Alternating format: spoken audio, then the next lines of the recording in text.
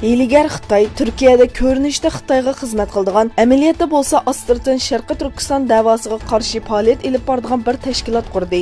Bu tashkilotning Uyg'ur savdo sanoatchilar birlashmasi nomida Taksimda ishxona ochganligi ma'lum. Xabar qilinishicha, Xitoy bu jamiyat uchun 2 milliard dollar xomchut ajratgan. Lünen Өлke Ocakları Təşkilatının uyuştırışı bilan Xitoy zulmiga sukut qilma temasida Sharqiy Turkiston masalasi haqida leksiya yig'ini o'tkazildi. Shuning bilan birga Atyurt tashkilotining markazida Xitoyning Sharqiy Turkistondagi inson qalbidan chiqqan yig'ilish lagerlariga qamalgan diniy olimlar va imomlar haqida yig'in o'tkazildi.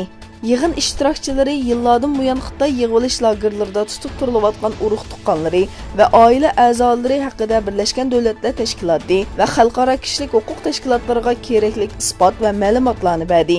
Uningdan boshqa, inson va madaniyat harakati Üsküdar sho'basi o'rinlashtirgan yig'inda Hidoyatullo O'g'izxon Sharqiy Turkiston masalasini tunishtirdi va hozirgi vaziyat haqida ma'lumot berdi.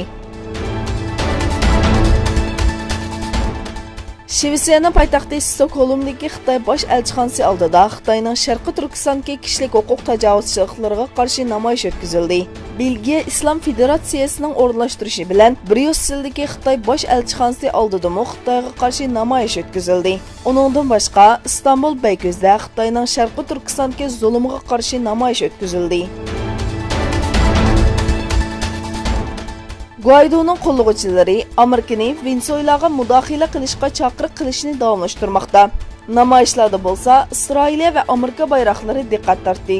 Venesuela poytaxti Caracasda minglarcha kishi prezident Maduro'ni qo'llash va Bolivar inqilobining 20 yilligini xotirlash uchun jam bo'lgan bir vaqtda vaqtliq prezident Guaidoni qo'llaydigan o'qituvchilarmi faoliyat o'tkazdi.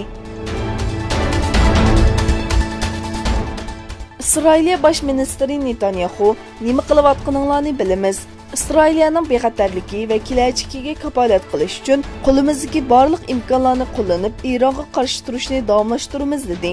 Isroiliya bosh ministri Benyamin Netanyahu Eronning yangi uzun musofirlik boshqariladigan bombasini sinov qilishiga qarta Tehronning nima ish qilganligini va nada qilganligini bildiganligini, Eronga qarshi kerakli qadamlarni besishga tayyor ekanligini aytdi.